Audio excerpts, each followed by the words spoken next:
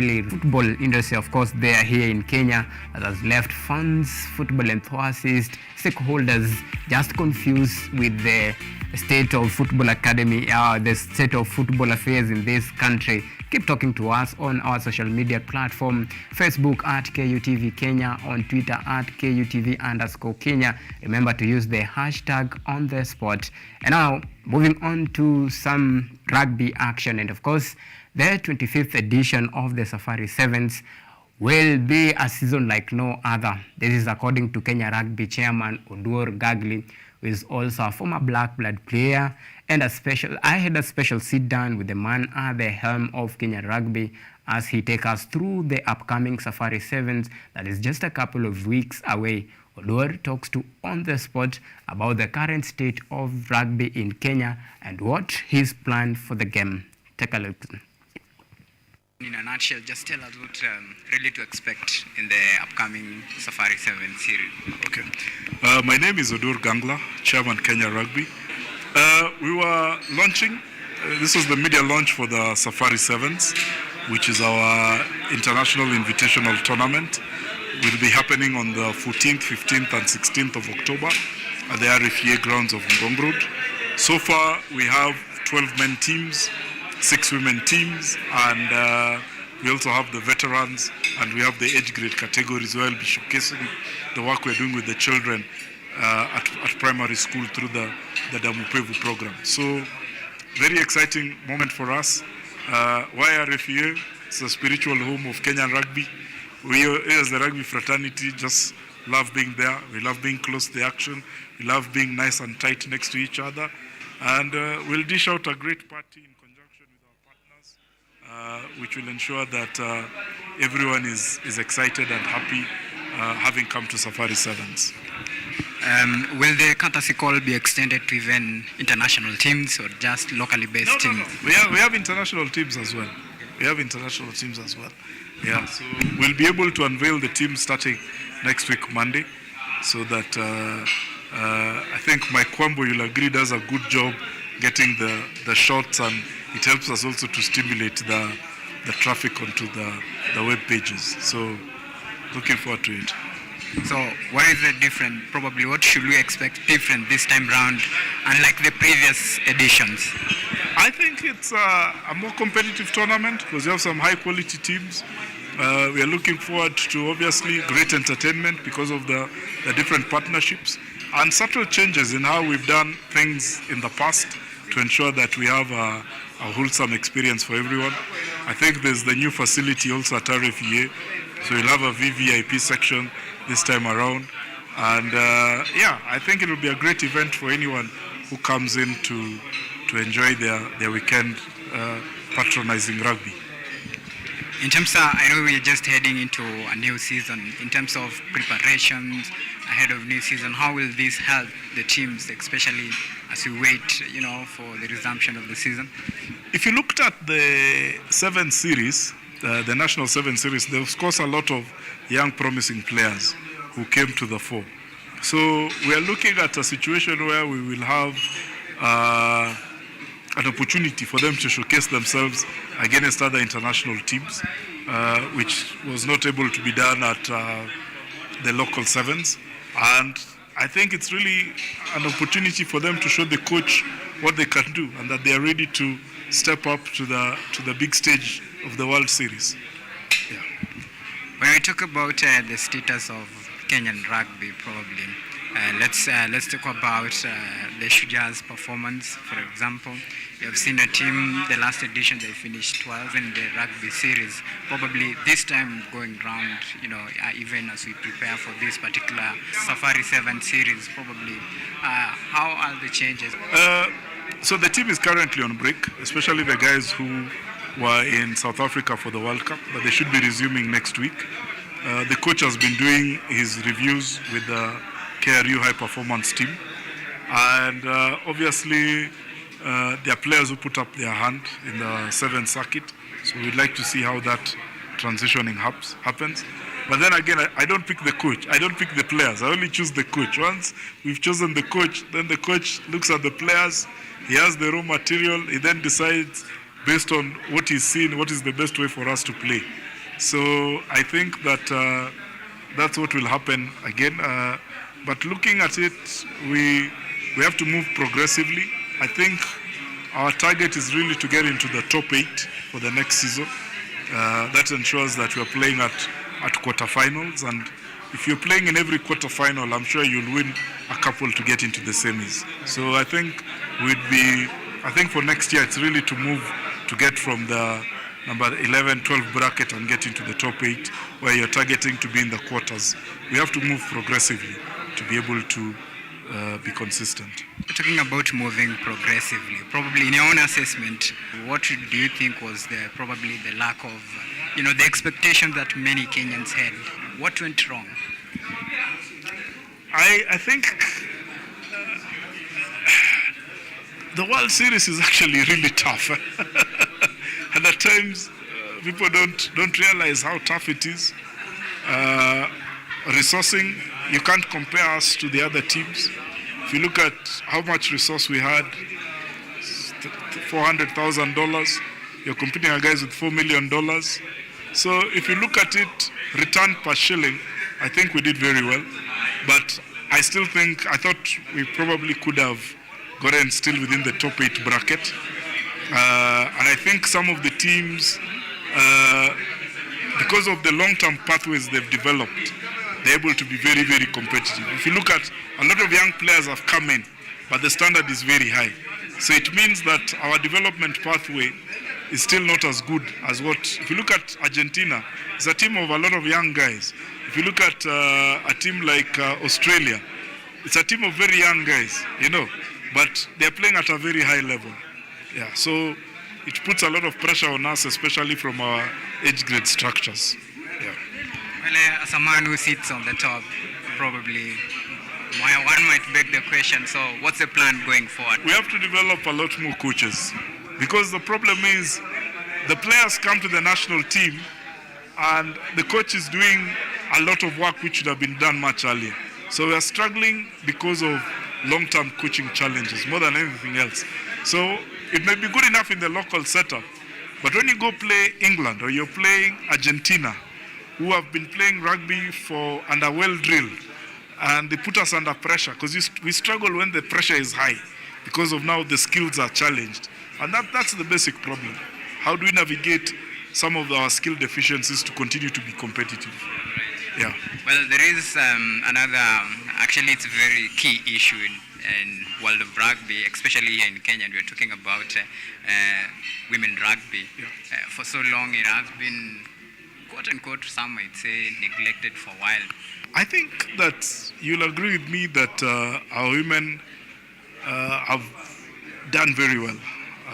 You saw them recently in Chile in the Challenger. We played the 15s repechage last year. I think we only lost by 1 point against a very formidable Colombian team. We did changes in the league so that we can play more 15s. And this year we'll play a longer Kenya Cup with the women. But if you look at it, the low-hanging fruit for next year is, again, to qualify for the Olympics for the 3rd time. And then the second one is to get into the Women's World Series, because those are the 2 immediate competitions. And I think a lot of partners want to come in when you're playing at the world stage. And that's why Shujaa always is on everyone's lips and mind.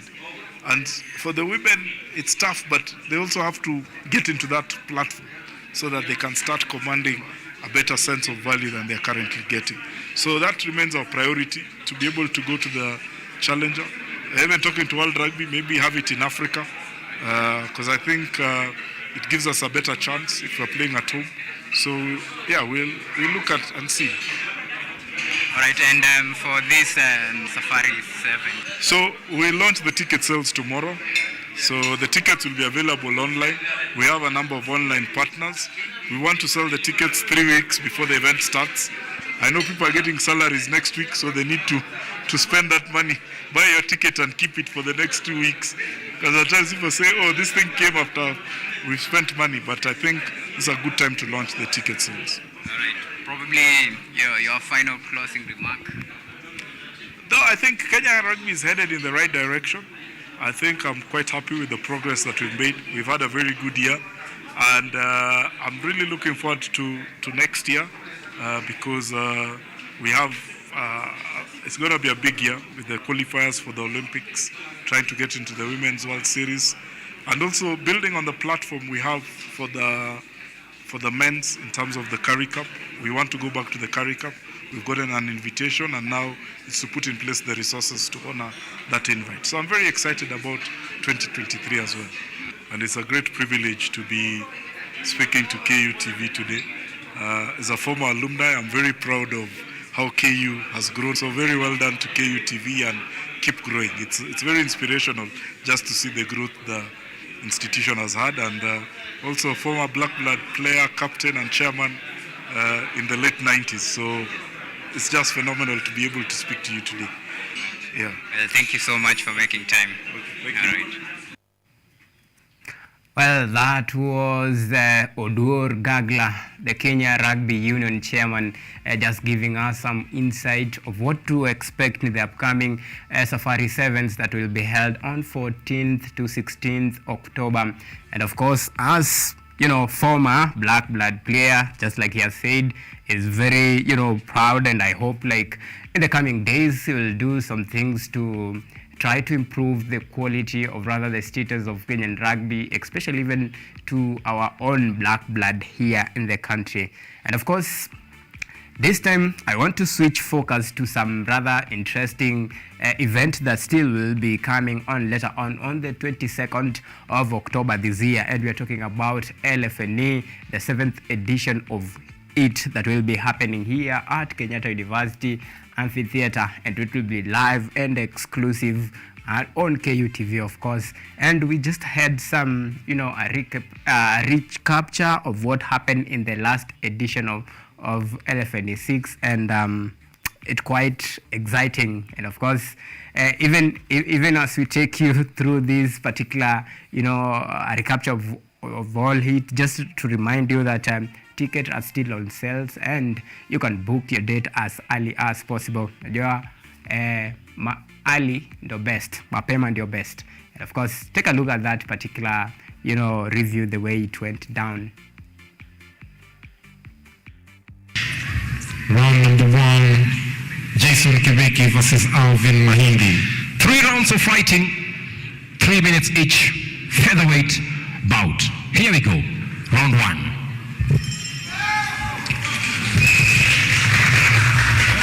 With a 1-inch range advantage for Jackson Kiriki, a good takedown there in the first round, with some nice lower kicks from Jackson Kiriki, and a good takedown here now into a triangular choke here, looking out to finish in the first 10 seconds of the game. Jackson Kiriki so powerful here, looking out to finish with a nice clinch, but then Alvin Mahindi trying to fight back here. Mahindi has his head in the lock there in the guillotine, but he's likely to get out of the choke because Kiriki's arms are likely to burn out because of the energy he's using to hold his opponent's head. They are unable to secure a guillotine choke as they continue to grapple on the ground, Jason. Chin. Mahindi's elbow is right under Kiriki's chin. This should be over, although Kiriki is fighting the hands. Quite some good work there fighting the hands so that Mahindi cannot secure the rear naked choke. Quite some resilience there from Kiriki. And you can see here that Alvin Mahindi is taking instructions outside the cage from his coach into a rear naked choke here. Activation mode should be activated for Jackson Kiriki from Nehru County. Almost unlocking himself, but then not yet able. He must be so powerful, Alvin. Mahindi has the rear naked choke secured, although his elbow is not under the chin. He can use the neck crank, famously used by some people. Jackson Kiriki turning into red from white.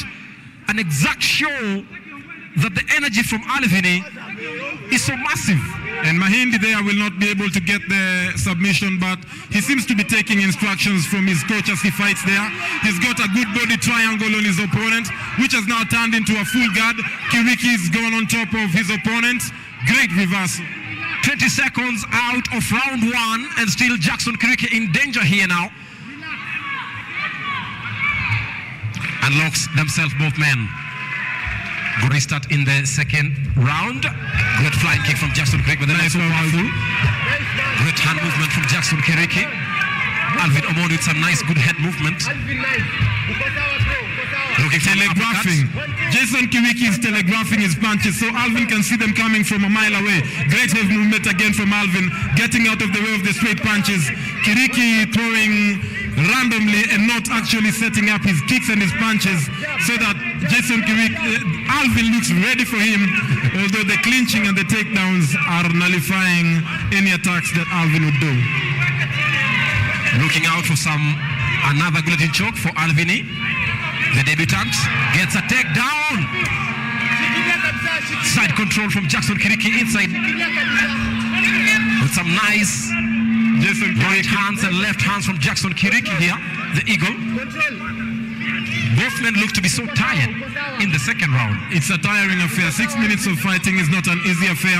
Jason Kiriki making good use of side control, trying to get a guillotine choke under the instruction of Mr. Mugambi there. And this could be a moment of finishing here for Jackson Kiriki. Not likely, because Alvin has both of his hands on Kiriki's hands. So although Kiriki has him secured, Alvin seems very comfortable in that position, waiting for the time to run down at 18 seconds into round number 2. 18 seconds away from the end of round number 2. 10 seconds now. Final 10 seconds here in the featherweight bout in the second round. Who will emerge top of the other? They seem to be resting in a clinch, and time over in the second round. Heading into the third round, we can say 50-50 still? Still a 50-50 affair, Jason. You know, it had skipped my mind that we are dealing with Jason Sagini and Jason Kiriki. Oh my goodness. A namesake. Earlier on in the second round, Jackson Kiriki trying some left-right hands there. Both men throwing their hands, but they're not able to target each other here. Good. And here we have now the bantamweight bout, second of the day. Second of the day. Red trunks for Brian Serete, blue trunks for George Itumo. Round 1, bantamweight, 3 rounds of fighting. Here we go. Great right hand from Brian Serete with a great lower kick. Brian Serete told George Itumo that he had better show up. And show how there. He has a great lower hand there. Things are getting massive here. Almost a takedown. Not yet able. Clinch piece on the face of the fence for George Itumo here. Brian Serete on activation survival mode. It's a killing spree from George Itumo. These guillotine chokes cannot be secured until the fighters lock their hands, Jason. As long as the hands are not locked, the fighter cannot get a submission via guillotine or any other form like a rear naked choke. As the fighters there keep it on their feet, yet they are clinching there. Looking for a takedown, and here we go. Great takedown. George Itumo there trying to get into side control, which he has been able to do. No, he's still in half guard. Still in half guard there, Mr. George Itumo, securing his opponent's hand, and ground and pound is going down. Nice punches. George Itumo, the crown falling behind George Itumo here. Overturning the table here now is Brian Serete. Serete trying to use the cage against his opponent. His opponent there in full guard, although he's receiving heavy elbows into his chest. The crowd is going into a frenzy, enjoying the affair. On the floor of the cage. Wow. Amazing energy from Serete. Nice hand. Back on their feet. Great power. Great left from Serete. Nice lower kick. Brian is able to secure his punches because he is throwing straight punches, while Itumo is throwing rounder punches, and straight punches will always reach the target before the round punches. Great knees there. Some taekwondo there. Some Muay Thai skills being shown there by both fighters. with the knees in the clinch. Serete looking for a Nice takedown. knees. Nice knee on the mouth of Itumo. And they must be so careful not to commit any foul in that position. At this point in both fighters more measured in the second round after each has tested out their opponent in the first. Nice hand movement from Serete. Great hand Red work corner. from Brian. Morris there urging his fighter on. Nice hook. Flying kick, but misses there. Great body kicks in response there from Brian Serete. No one is looking out for an uppercut here. Great hook from Itumo, but misses once again. Brian is breathing from the mouth, which is a sign of fatigue, Almost but he falling still is in the attack with Mr. George taking a back step. Almost losing focus here. Now charging forward here. Great nice Brian is hand. going for the finish. Great uppercut. Brian is going for the finish with his great hands. Although these muscled fighters get tired fast, Brian is showing quite some great cardio, which we can attribute to the work he does on Gong Road at Ultra Fitness Gym. Nice left and right hand constructively. Charging forward. Lower kick. The fighters are both tired, Jason. No target. Nice body kick. He's looking for... Oh, wow! Nice head kick. Nice head kick there from Brian Serete. A nasty one here. Shakes the hair on his opponent's head. Wow, amazing. Nice hook, right hook. Another one from the left, from the right again. Finish here. It's a killing spree from Serete here now. Oh! Time was not just on his side from Serete here. You must say that things were so fair until that moment when the second on the clock. That was not a 50-50 affair, Jason. Braiola put a great beating on his opponent. He was able to push him to the edge of the cages. He hit him in the body. He hit him in the head. He kicked him. He punched him. In this round, we'll give it to Brian on account of great attacks. Here we go Jason. once again. Serete in the second round. Itumo trying to protect himself here with some great body movement and great body kicks from Serete. Tried a kick there but then misses. Then Serete got him on the left. Another one on the left. Itumo looked to be so tired, not able to throw any attack there.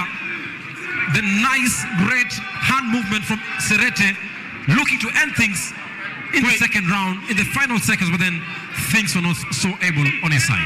Sorry, my boss. I was about to say that Mr. Itumo seems to present a body language that is showing exhaustion, which usually gives encouragement to the opponent. That's as right. we go into the third round of this second fight at Elephant is Sick. Serete seems to be charging, but he's charging recklessly, Jason, because Brian keeps his eyes open. He stays in the correct position for his body to attack, while his opponent's great takedown attempt there, secured. Wow. His opponent seems to be distraught and he seems to be overwhelmed by the situation. Brian is calm even in the events where he's under attack, which gives him an opportunity to make a transition from a position where he's being attacked to a position where he's in attack mode.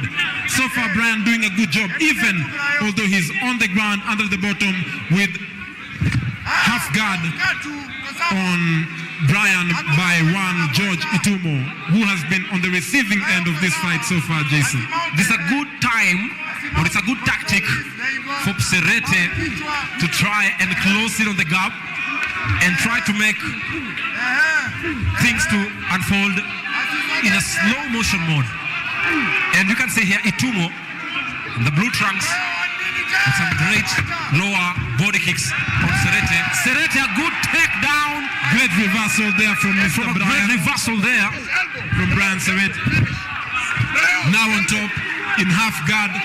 Good control. Although he's in half guard, no, he's actually in full guard, and his opponent has a body lock on him, which makes his opponent safe, although he's on the ground. But Brian there trying to control his opponent's arms so that he can raise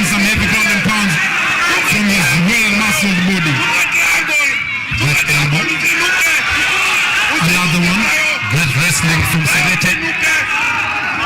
The ground and pound here. Our diverse audience loving it, cheering on in every language. Here we go. Quite a great tension from the fans outside the cage and great Oh my God! the ground and the pound here. 20 seconds. Oh, Final is all over here. Brian Serete Brayola with a TKO, with a technical knockout via ground and pound. Amazing stuff, great energy. The whole team is in the ring. Martin Achebi, Morris in the ring. Ultra Fitness taking over the cage there, the LFNE cage. Great decision by the referee there because the fighter's safety is of utmost concern. Jace, the left elbow, right elbow from Brian Serete. They were heavy. The George couldn't keep up with the pressure. On top of the cage there, Brian looking like a python. Amazing stuff. More like a boa constrictor. Great celebration. His ground and pound look like a bear's walk. You must say it's a good debut. They're now trading words with the fighters from LFNE. He can't keep his calm. He should not keep his calm after such a performance. Wow. He's within his rights to make as much noise as he should because he said, Itumo, if you can come to the ring, I will finish this fight. Beautiful work there. Wow, just amazing. How can you miss that, folks? Book a date with us on that particular. This is just a tip of the iceberg, and of course, more is coming on the 22nd of October. Of course, the 7th edition of this particular late night entertainment fight, LFNE, and it will be crazy, it will be messy, and there will be a lot of entertainment. Go on, log in and buy your ticket right now. And of course, before we take our second break, let me take you pretty quick to our fixtures. Of course, this is the UEFA Nations League fixtures that will be played today, and a couple of teams will be going out to battle it out for glory in a bid to see who will carry this year's edition of the Euros. Of course, it was changed from Euros to UEFA Nations League, and who will be crowned the king. Of course, defending champions are Italy, of course, since they won that particular title in 2020 in the final against England. A lot hasn't really been going well for these two particular teams. Of course, England have struggled, and we have seen them being knocked out of that particular tournament with the defending champions, that is Italy, yesterday, 1-0 that really sent the Gareth Southgate-led charge home. And of course, today a couple of teams will be out there to battle it out for glory. Armenia will play host to Ukraine, and of course Northern Ireland will play host to Kosovo. Greece will travel to Cyprus to battle it out for glory, and Slovenia will play host to Norway just to try and get, or rather to capitalize on a couple of mistakes that they made in their previous games, and they'll be hoping for 3 maximum points, and of course to salvage their chances of surviving. And Czech Republic will play host to Portugal. Remember, Portugal already named their 28-man squad for the World Cup, and Cristiano Ronaldo was the latest inclusion, and many think that this will be his last game for Portugal. Spain will play host to Switzerland, and of course Scotland will play host to Republic of Ireland. Scotland have had some impressive run, especially in this particular UEFA Nations League, and they have really, scored a couple of goals and winning, defending pretty amazing, and now they are on top of the table. And of course, Israel will play against Alabama, and there is a match that was postponed. Iceland and the Football Union of Russia. For the obvious reasons, of course, Russia has been suspended, or rather banned with FIFA for the ongoing war between Ukraine and Russia, and for that particular fixtures has been postponed due to obvious reason, of course. And remember, we asked you about our question of the day, and it's just as simple as this: which way FKF. Remember, right now the football activities in the country is at stalemate. Nobody really knows the fate of Football Kenya Federation. Remember, the 2022-2023 Premier League season, the kickoff was supposed to happen just in a couple of weeks ago, and it was scheduled to kick off on 23rd of September. Now we are heading to October, and of course there is some still, however, a concern that this particular match, that, or rather the kickoff that was scheduled to happen on the 1st of October, could be pushed forward due to just there is no some kind of clarity between who is really in charge of this particular league. Of course, Sports CS Ambassador Amina Mohammed had appointed caretaker transitional committee to oversee the resumption, or rather the kickoff of the 2022-2023 season. Until now, that is a question, or rather that is just a statement that remains to be seen. With this, push and pull happening right now, nobody's really sure about the fate of Kenyan football, but we do hope for the best. And at the end of the day, we'll see our boys marching on the ground and, of course, doing what they know best, play football. Well, that brings us to the end of our second segment, and we'll be taking our second break. And when we come back, we'll be diving direct to sports review, where we talk about the issues to do with local review and of course international review, just to wrap it up for you in a language that you can understand in the best way possible. And that later on I'll be joined by my gang who are already in the studio. Just a matter of time before I usher them in, and we have that particular discussion. It has been a crazy week for sports industry, and of course we talk about the exit of England. They were, of course, and probably still World Cup favorite, but until then, for now, it's just pain, heartbreaking for the England boys. But we hope that this particular defeat will be a wake-up call for them to marshal their numbers and really work on their weak areas, and they will rise again. And we take this short break. When we come back, we dive direct to that particular discussion. See you in a bit. Plenty more to come.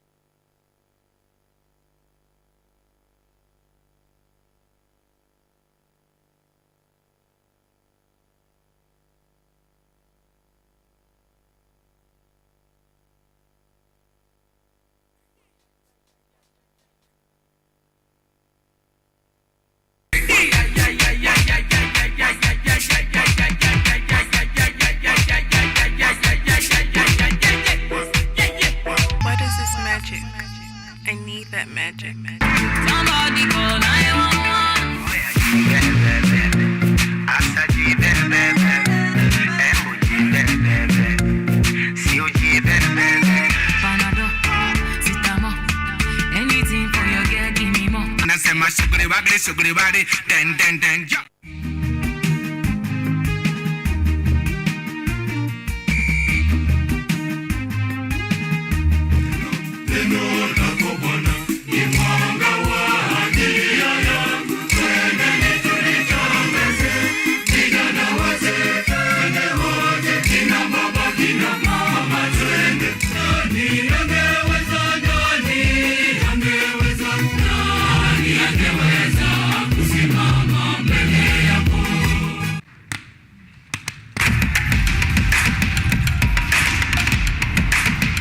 Access to knowledge, solution to unanswered questions.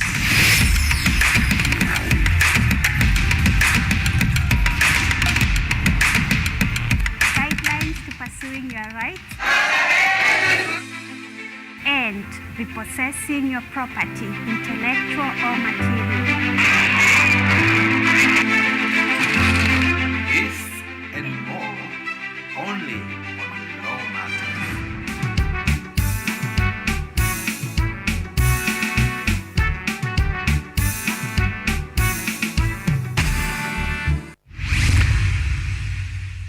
Hello everyone.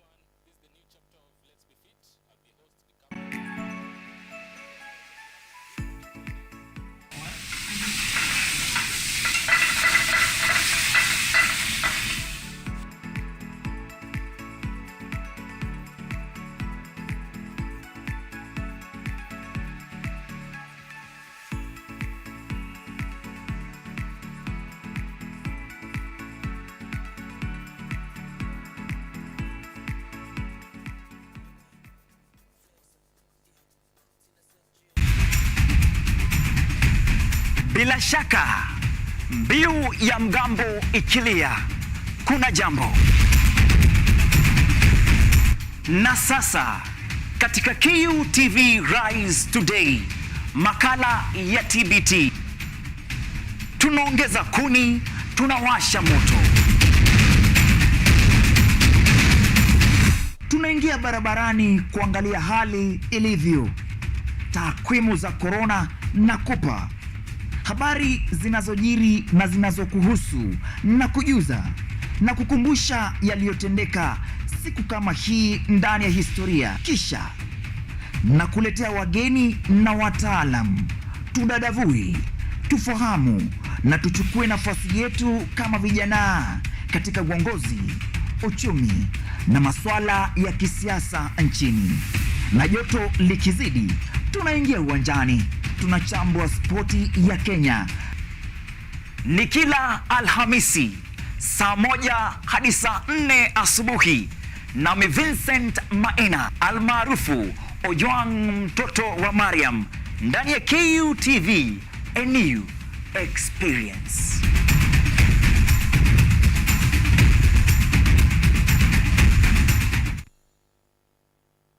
Technology, science, innovation, ICT and research.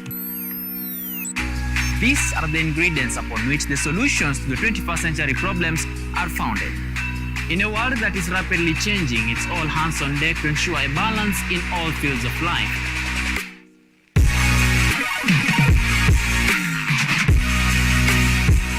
Women, young and old, are also in the front line, breaking the glass ceiling, becoming thought leaders in the larger tech space. Not forgetting other societies marginalized. And when the tech Avengers come together, we inch closer to a much safer, efficient, and sustainable world. What we view as a norm in today's advanced world was just an idea, and for nostalgic reasons, we trace back to the iconic days to bring you the retro tech.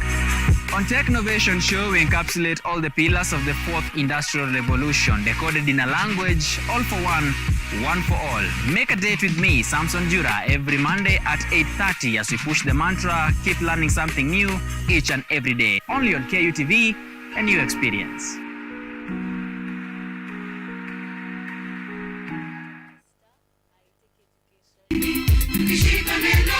Tutaishi naye milele.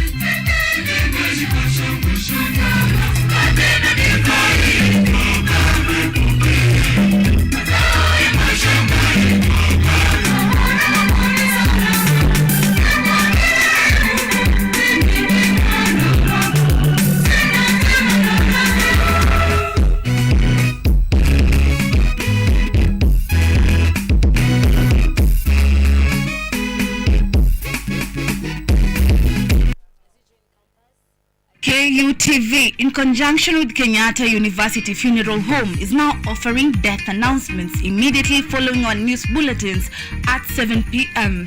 At this sorrowful time, as you share in your grief, allow us to communicate your announcement of your loved one on KUTV in both Kiswahili and English. For more details, kindly inquire at the KU Funeral Home Service Desk or call 0736 928 380 or dial 020 359 9054.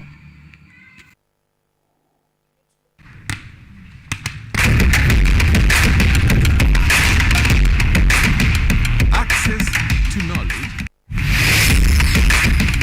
Solution to unanswered questions.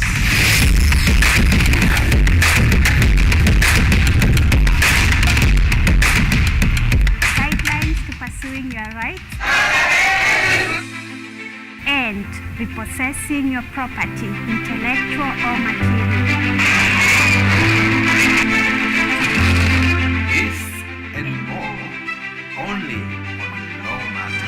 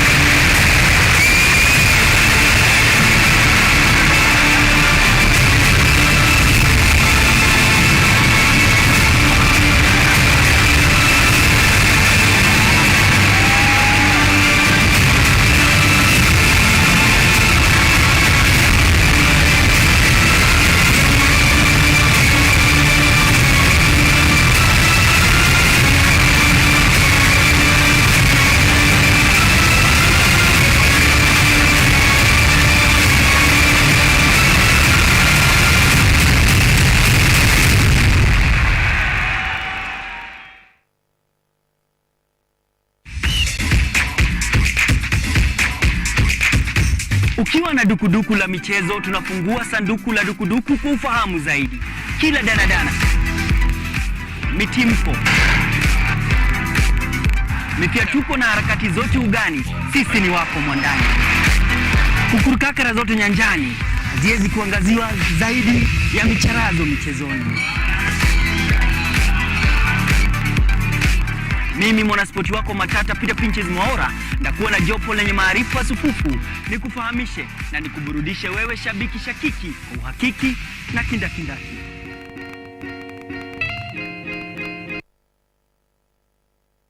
Driving and riding without incidences on the road is such an amazing experience. But do you know while many road traffic crashes are avoidable, human behavior continues to be the leading cause. Speeding, lane indiscipline, drunk driving, distracted driving, failure to wear a helmet, and failure to use available pedestrian ways have been flagged by NTSA as the fatal 6 behaviors likely to lead to a fatal crash and serious injuries. As part of the Usalama Barabarani campaign, we request all road users to prevent these fatal 6 behaviors for their own safety and that of others. When driving, ensure your speed is within the stipulated limits. The road ahead is clear before overtaking. Stick to your lane. Keep left unless carefully overtaking. You're well rested if driving on long distances, and you never drink and drive. Usalama Barabarani starts with you. Fika Salama. This message is brought to you by the National Transport and Safety Authority and the European Union.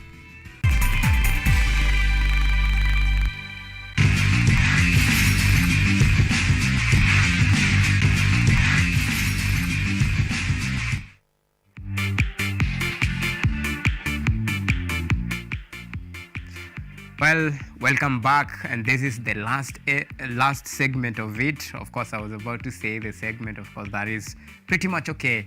And we take you through our local review before we dive into international review. And I'm joined here by my one and only gangster. How have you been? I'm great. Wiki imekuwa mzuri. Let's dive into matters concerning football. Of course, it has been crazy week as far as sports is concerned, especially here in the country and of course even international. We have seen some kind of a lot of surprise in the game, but well, it's football, of course. Football, usema mpira udunda. Ni football. Well, before we even dive into this particular local review, let me first remind you about our question of the day. Earlier on, we had asked you which way FKF. Remember, right now, there is a stalemate in the football activities in the country. The league has not, kick off yet, as too many had expected. Teams have been out there preparing for this particular season, but as we speak, nobody is really quite sure of what to expect in the coming days. The league was supposed to kick off on the 1st of October, but until then, there is some indication that might even be pushed to a later date. For now, we just ask you which way Kenya, as even we dive into this particular discussion, just to see and analyze which way FKF, I beg your pardon. And of course, as we take you through this, the whole analysis of the analysis between Football Kenya Federation, Ministry of Sports, and football stakeholders, of course, who have, stand on the ground saying that they will not take part in any football activities unless it is sanctioned by the World Football Governing Body, that is FIFA, because they want a competitive football and not a friendly. Wow, it's just amazing.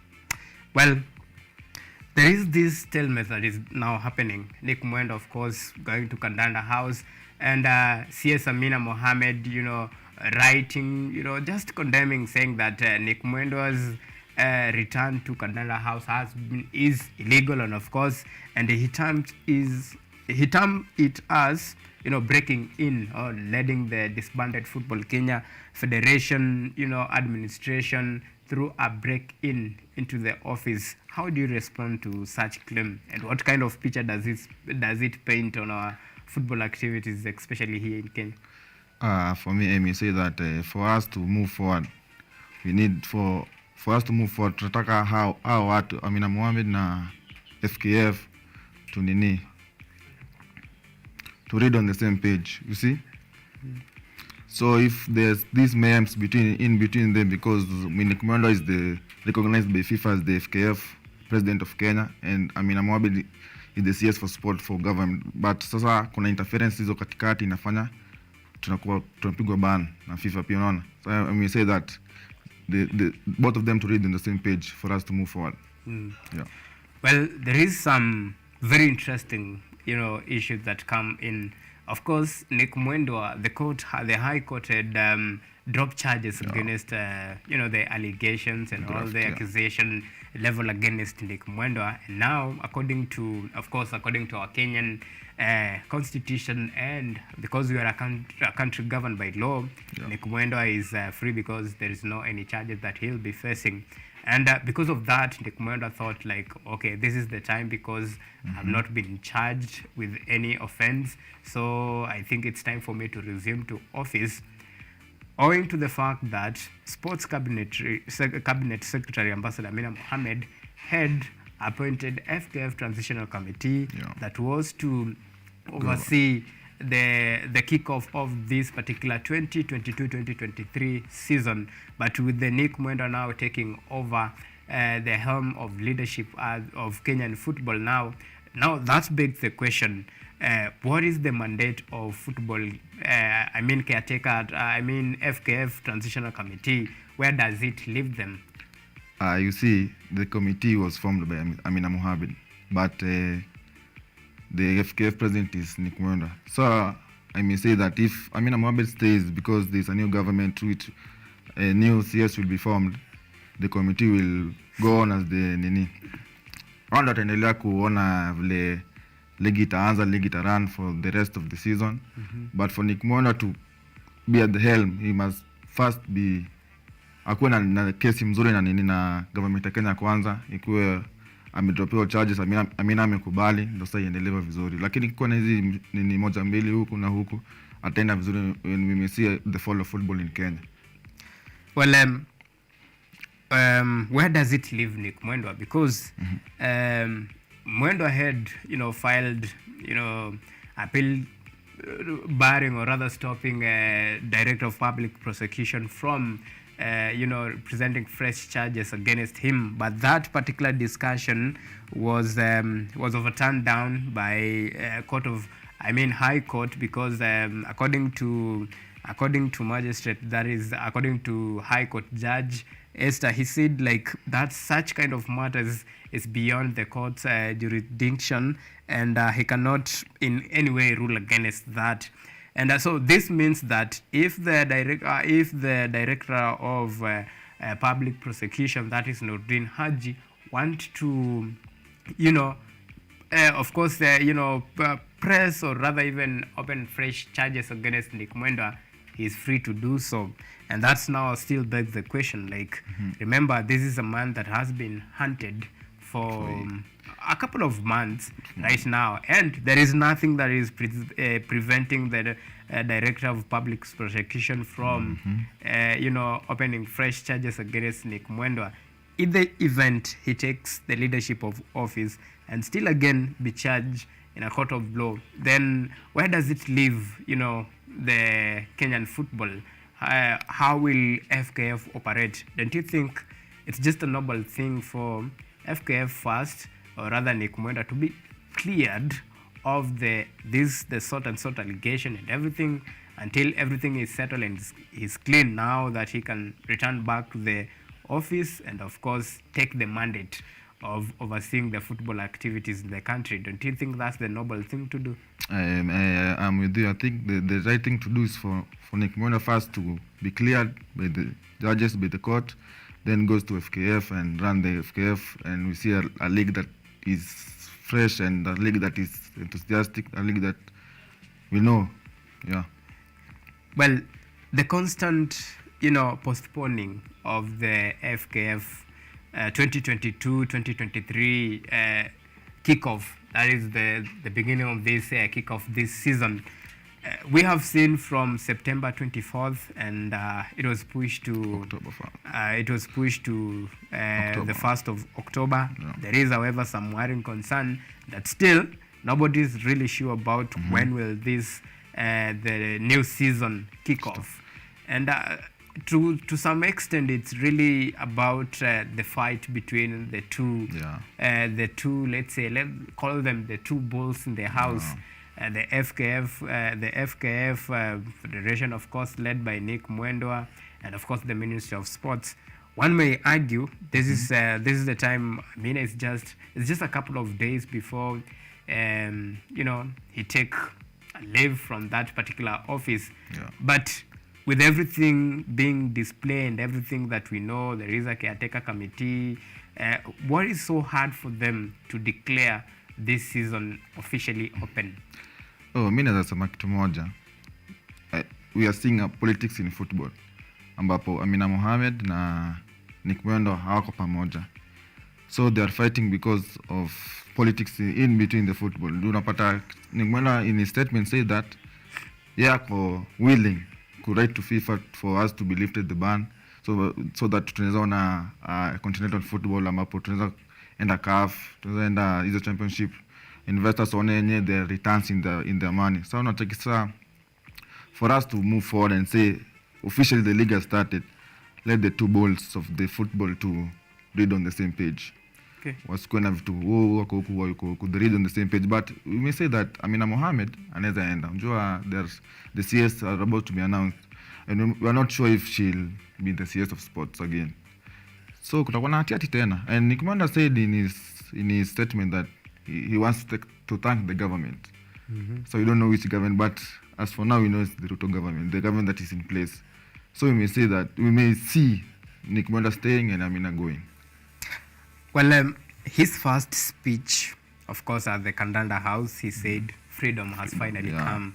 And he made a couple of promises to Kenyans as far as football is concerned. And of course, for me, I will say to some sort good news, because he promised, first of all, before even he he returned back to Kandanda House. He had written to FIFA informing them that he'll be taking over the running affairs of football activities in the country, and that is a good sign under the law, of course, everything that is there. And of course, he said he will still write to FIFA to talk to them about the ban that rather the suspension that has been lifted on Kenya. And when he does that, then that means clubs like FC Leopard and the 2022, of course, champions Tusk FC can participate in the CAF Champions League, and even Vihiga Queens can now even travel and participate in those matches. I still believe it's never too late for that, because that is what the country need. But the question now is the big question that many are asking. The push and pull, is it really necessary? Is it healthy for our sports? And what does it, at the end of the day, what does it cost? Just to have a one body, or rather one working unit, for the sake of football activities in the country, for the sake of those players who wake up very early in the morning to train with the hopes that in the near future, or rather in the near coming days, they will go back to the pitch and do what they love doing the most, and that is playing football. How much does it cost? That is a question that many have been asking, and to be honest with you, I'm still, wondering that. Just how much does it cost? If you go back to our ban, we were banned because of a third-party interference. The third party was the government. Now, tumeenda break, tumekuwa na long break, friendlies, tumekuwa na pre-season. We could have sat down and generate a plan on how we could, hii ban itaisha. Na ingekuwa ni aje, ingekuwa vizuri, Amina Mohamed, wengine wote wajue wenyewe, ndio to move forward. Nafaa tufanye hivi na hivi, si ndio? So for us for the players who wanaamka asubuhi yenyewe kwenda kutrain gym, saa zingine wanalala njaa, saa zingine walipi, unasikianga player hajalipa for a couple of months na dole ilitoka. The master wenyewe waseme wenyewe, let's focus on this players, wana to represent. Let us have a body that is free, that is that is working freely, that the body that kuiba pesa bribe, sort of corruption. There's no corruption in the body. Allegation. Sema ati our head ndo kwa graph na ndo tunamwangalia ati sponsoring team Kariobangi Sharks. Even the other day Nani said this Nyoro said that Nick Mwenda is just a person who talks but no actions. But in his Vlaliwangali sama aje, we're optimistic that the ban will be lifted in a couple of days. We will be seeing Kenya football outwards. Tuna nyewe kuna move forward. So if let's say I'm a player, and I believe Nick Mwenda kwa sababu ametupatia hope, light, rather than Amina Mohamed. So all I want to say that FKF, Amina Mohamed, wote tuende tu hivi moja tuanze league vizuri, because you're behind the FIFA calendar. Naona, yeah. All right, and talking about being behind FIFA calendar, and of course even working together as a one unit for the sake of Kenyan football. And football stakeholders, and this is a total of 18 clubs, have in one voice spoke and said they will not take part in the 2022-2023 season unless it is sanctioned, and of course sanctioned by international football governing body that is recognized. Only until then they can turn to the pitch, play those competitive matches, because they want to play a competitive league, and anything short of that, then they will not be part of it. Well, then that still is another problem, because right now nobody knows, and if they decide to gang against, we are assuming probably maybe because the only body that we know, or rather the leadership that we know right now, they are supposed to be, or rather are tasked with the mandate to make sure the football resumption, or rather kickoff of the new season will take on smoothly. That is the FKF Transitional Committee. And in the event that they declare, let's say tomorrow, the new season will kick off, then what next? Who will participate in those fixtures and leagues? Because they've said unless it's from FIFA, they won't. So unaweza pata walisemaje kwa statement yao, itakuwa friendly, kaa tu friendly, Yeah. hazitakuwa games. Sasa kama mwenyewe si ataenda kwa hiyo njia, lazima tukuwe recognized by FIFA, ambapo Nick said in his statement that I hope in days the ban will be lifted and for us to play a better league. So unaona, tukuwe recognized outward. Sasa nikidhani waseme kama ni kesho the transition committee ambapo ni Amina Mohamed, sioni kama kuna timu zitacheza mingi sana. Naona tu wenyewe itakuwa tu astembe wamesema imeanza, itakuwa tu hivyo because players that are really struggling outside, mtu kwa ground anaumia, anatembea na kwamba enye hebu nipie final ground ni train unacheki, na ni investor sana, analeta do kwa club, anajua vile club ina run, so utafuata nani? Well, one of the things that they cited as what probably might have ignite that unanimous decision from both of them is mismanagement by the transitional committee. For me, do you think that is enough reason, of course, to take that, for me, I will call it a harsh decision, not only on players or even, in the football itself here in the country, because with no football, of course, let's say many people probably will, well, some might go home empty-handed because some depend on that. You must play for you to earn. So that will still create some sort of a stalemate in the country as far as football is concerned. But do you think that is enough reason, or probably that is just another way in solidarity with, maybe many might say, Nick Mwendo? Do you see that? Me see that need your politics. See the reason, politics inside football in Kenya. Investors want to see their money coming back. The investments growing and growing. So let's say if a team like Tusker goes outside. All right, and as we wind up this particular discussion, of course, the Safari Sevens is here with us, and it's just a couple of days away. And this time, the chairman has promised some quite, amazing experience out there. And one of the key issues that he has said, like this time, there will be a lot of, let's say, VIPs, some new entries, and a few things like that. Probably, what is your expectation this time round as we await for this, the epitome of it? I expect for us to retain the title first because we are in our home ground, and the chairman even said that, the vice chairman said that we should turn up for the event for us to tupatie nini yetu motisha, team zetu motisha, si ndio? So I'm expecting a huge increase in the fans to turn up, a huge opportunity for even the young players to show their talents. Na sasa itakuwa fiti juu vile wamejipanga, ila for rugby there's a plan. Na plan itafanywa kwa successful. So I may say this will be a successful campaign this time around. Well, the inclusion of Lionesses, of course, to the squad. Remember, a total of 18 teams will be taking part. Of course, 12 men team, and there will be 6 for women. And of course, there will be 3 categories: the juniors, senior players, and of course the legends will be taking to the field. And as we talk about rugby, still have to talk about the empowerment of women in rugby. And when I spoke to him, he said this is something that they are really considering with much of attention that it deserves. Do you think this time round probably this is a right step towards the right direction? Yeah, I mean, say this is the right step towards what they want to achieve in future, including women into the rugby. It's a nice move. It's a bold and a nice move for they've done. Yeah. All right. Even as we close pretty quick, we have seen some, a lot of friendly matches, and we saw Gor Mahia playing against Marafiki, and of course they lost. And it was for them it was a huge win.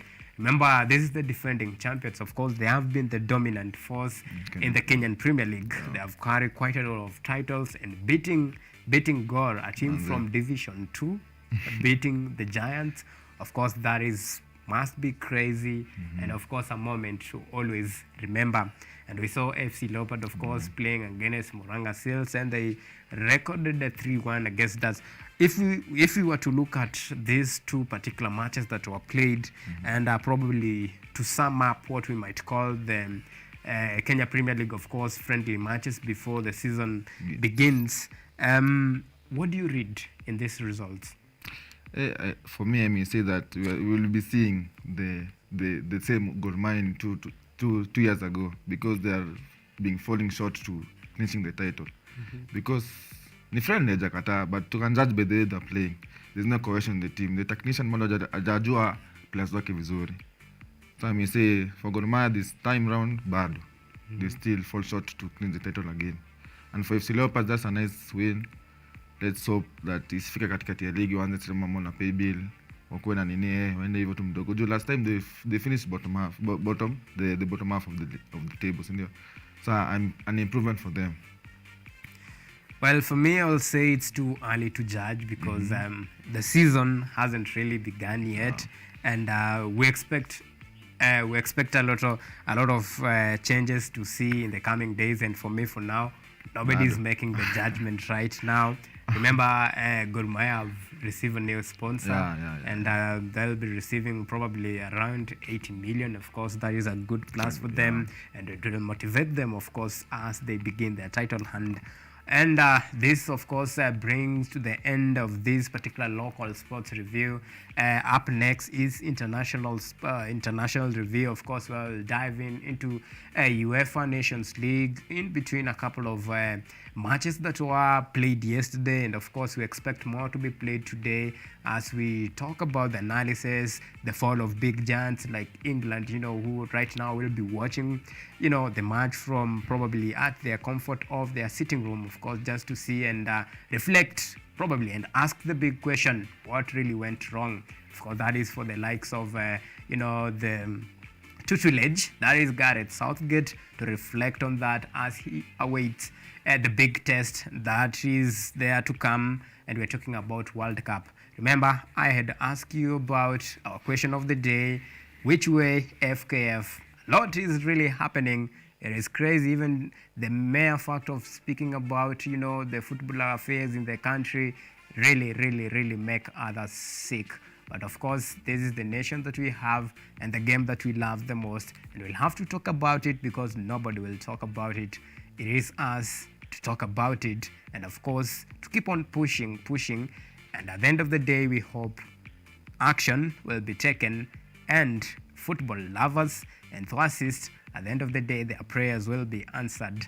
That is my prayer, and that is the prayer of millions of Kenyans who are watching us right now. We take that short break, and when we come back, of course, it will be international review. See you in a bit.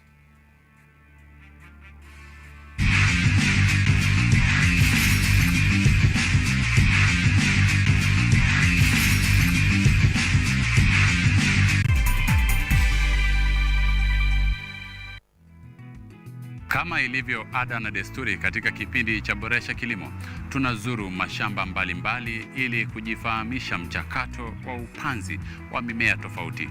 Redlands Roses is a boutique rose farm based in Ruiru, around 30 kilometers outside of Nairobi, and it's a farm situated on 28 hectares. Spray roses, that's our specialty. Hii leo tuko katika shamba la Redlands Roses katika mojawapo ya viunga vya jiji la Nairobi.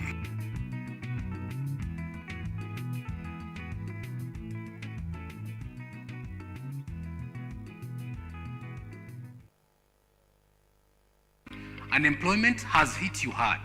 Your salary is meager.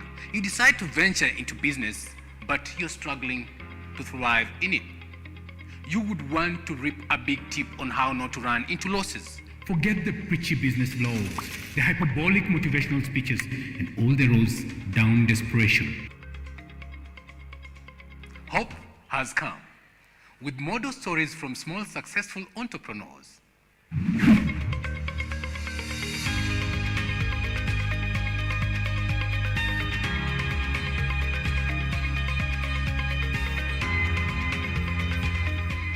We tell you these tales weekly on The Budding Entrepreneur.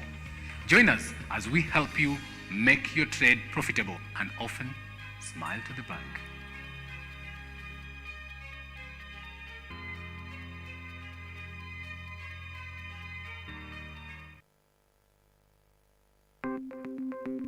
Maelfu na maelfu ya wahamiaji wakiwa na watoto kutoka nchi za Amerika ya Kati wanaendelea kuwasili kwenye mpaka kati ya Marekani na Mexico. But folks, I'm going. Thank you very, very much. I appreciate it. Thank you. Ni habari kutoka pembe zote duniani.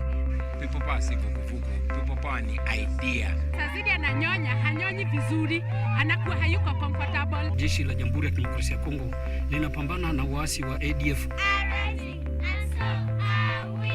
Kwa sasa wanatoa wito kwa mashirika, makampuni na vile vituo vya uchukuzi. Mambo mengi yatakwenda kama yalivyopangwa. Hapa ni kuna mmoja wa viongozi wa chama cha wavuvi katika eneo hili. Zaidi tunajaribu kuwapa chanjo ili ina boost ama inanyanyua kinga ya mwili, ndio inaenda kupelekea kupambana na virusi. Ni duniani leo, Jumatatu mpaka Ijumaa, moja kwa moja kutoka VOA Swahili, Washington DC.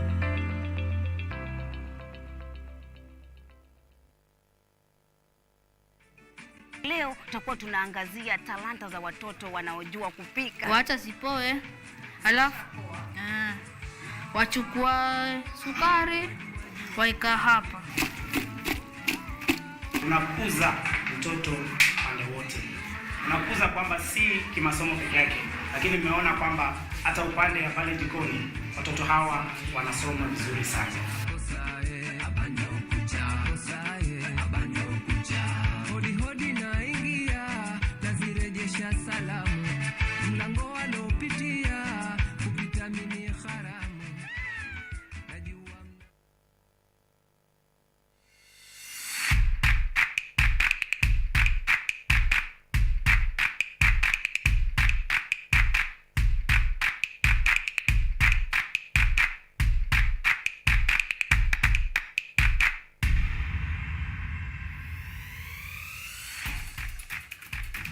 Imagine living in a society that embraces social justice and equal opportunities for all.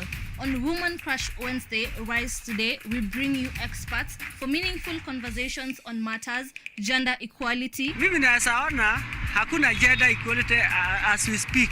So we continuously work with the men. I feel that they are judging the girl. Parenthood. Mind is very important in infertility. Mental and physical health. You need to be surrounded by a proper network. After nimeanza healing process, nilikumbuka kuhusu boys na wase wenye niliacha ghetto. Like kila wakati nilikuwa najaribu kutafuta mbinu yenye naweza wafikishie ujumbe. I feel like if you have 15 minutes, if you have 20 minutes, 30 minutes, whatever amount of time, use it, because any physical activity is beneficial. No physical activity is dangerous for you. And we touch on current affairs. Marrying is a journey. It means you're taking a journey together. I'm dying to be different. Changamoto ziko, but you can't sit there saying, oh, mimi nitafanya mziki siku yenye dozi takampe. You look at this person and you're like, wow, they just woke up and they found themselves here. Join us every Wednesday morning at 7 to 10 a.m. here on Rise Today Woman Crush Wednesday. I am your host, Nina Gikunda.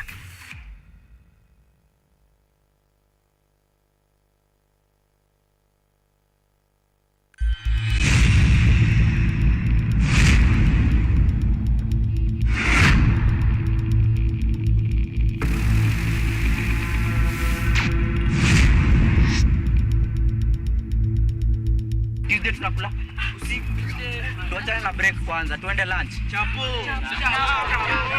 Ndio kama mokimo.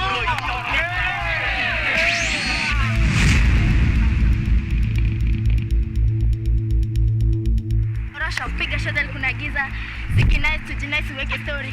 Kata maji pia shada liko na sio nikosa msupo si stress. Kama rende kisha basi nipe. Najua ni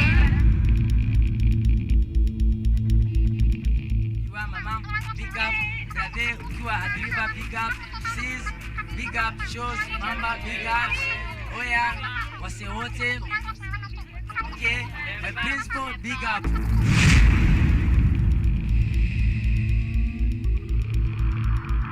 Money me okoka, whatever me say no, I know, I know, dancing me shika mashinani, kila choche kila mtaani, dancing na leta burudani. This is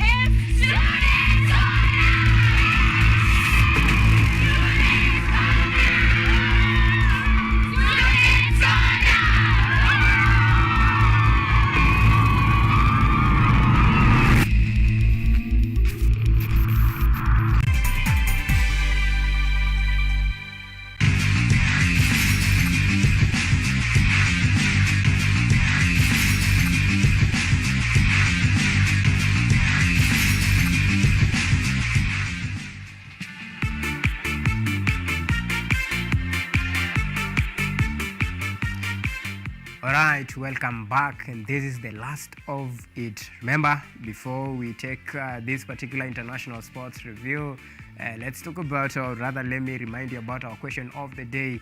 Earlier on, we had asked you which way FKF, of course. Keep sending your thoughts and comment on our social media platform at Facebook, of course, on Facebook at KUTV Kenya, Twitter at KU_Kenya. Remember to use the hashtag on the spot. And now let's move on to some international news, and this is where there is some big shocker. Of course, you're talking about the fall of giants like England. Of course, this is the runners-up of this particular UEFA Nations League. Last time they lost against Italy on a penalty, and some players were really, backlashed about their performance. You're talking, and there were some even claims of racial abuse against Bukayo Saka, Marcus Rashford, Jadon Sancho because of that particular. I'm not quite sure about what really happened about yesterday's game, because it was quite embarrassing for a team like England with all those quality players, the way they have invested in, and put in resources. And of course, owing to the standard of English Premier League, the most loved league in the world, many would have expected this is a team that would have went all the way to the finals. Remember, last time they lost it by a whisker, and probably many would have, tipped them to even lift it this time around, because once beaten, always twice shy. So you have to work really hard to make sure that you work on your weak areas, you analyze your team and see what really went wrong, you rectify, and you come back stronger. But quite the opposite, and that is the nature and the beautiful of the game. Football, nobody is really, and nobody will ever be sure about any outcome.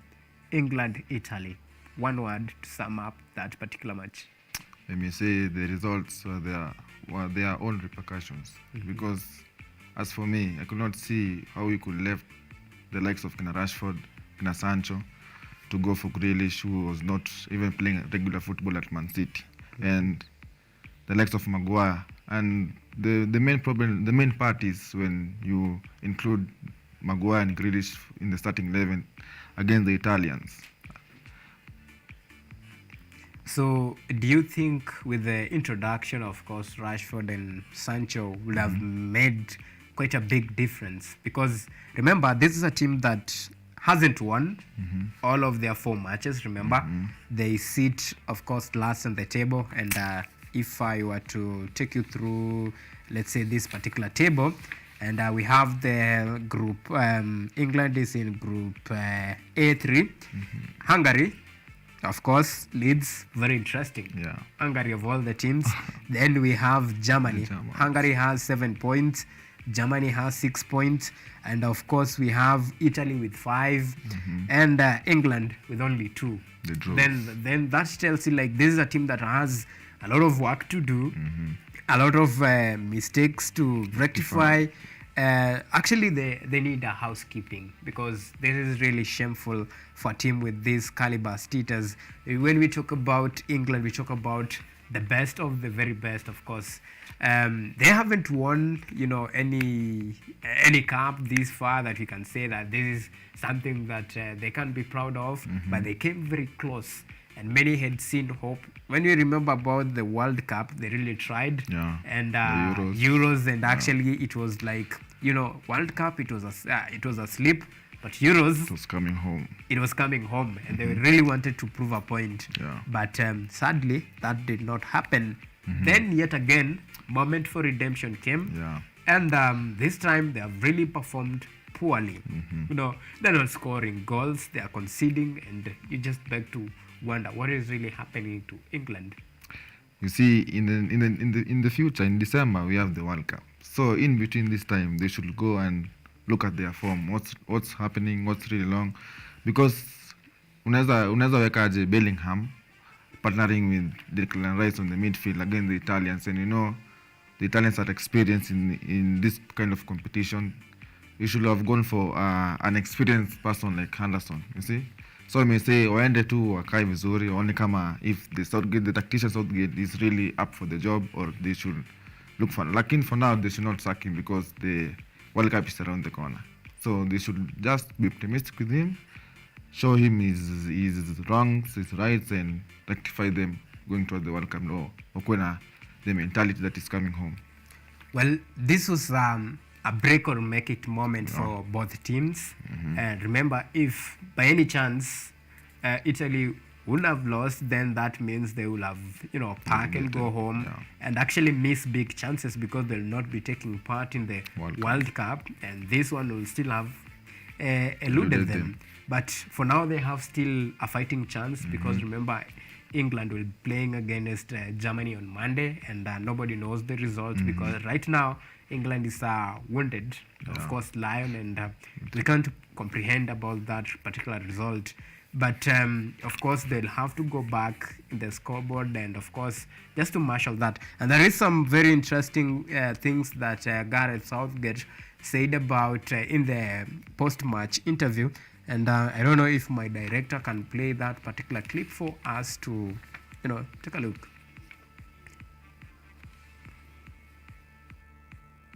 Critical of the performance. We had more possession, more shots on target.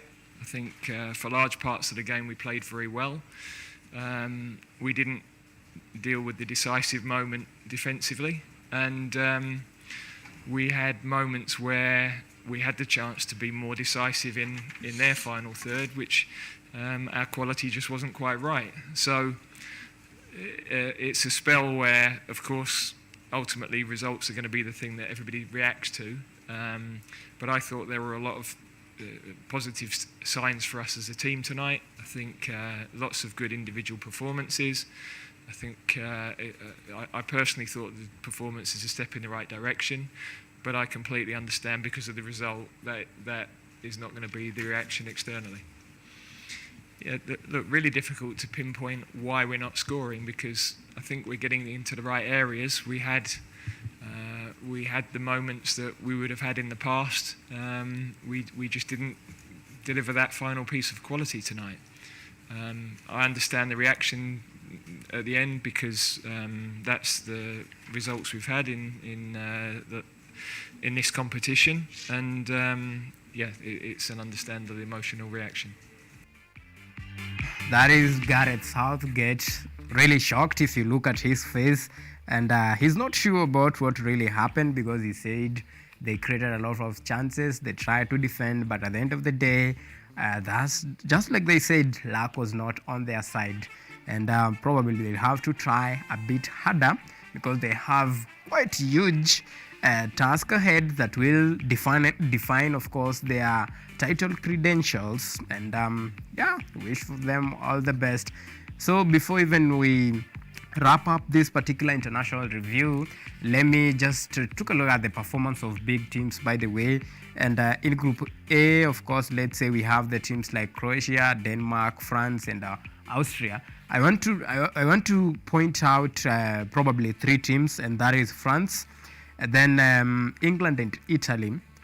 Of course, when you look at these two teams, of course, France, they are number 3 with 5 points. Of course, Croatia leads the pack with 10 points, and Denmark with 9 points, only a point separating the first and second position. And now France trail behind with probably 4 points.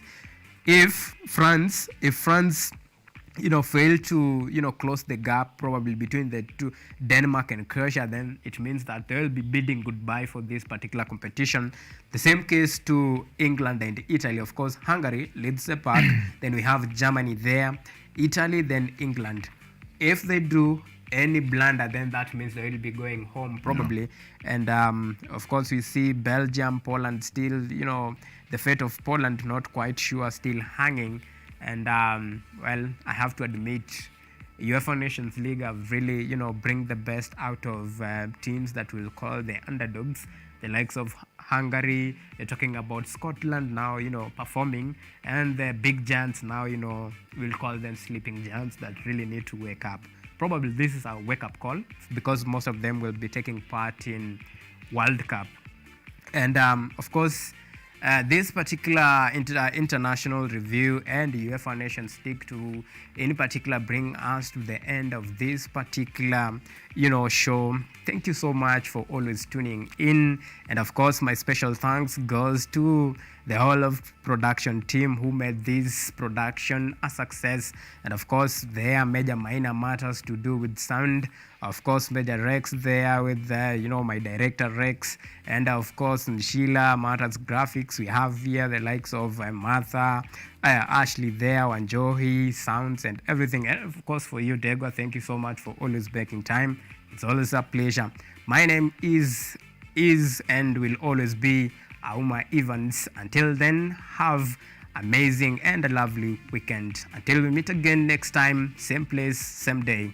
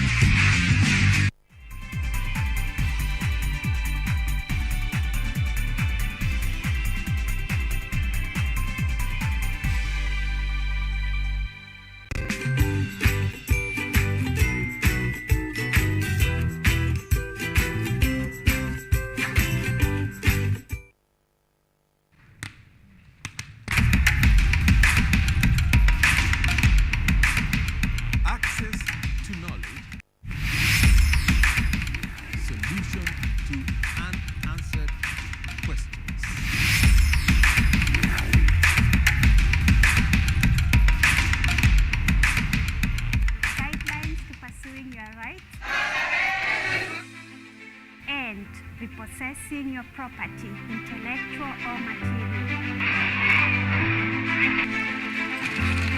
This and more, only on Law Matters.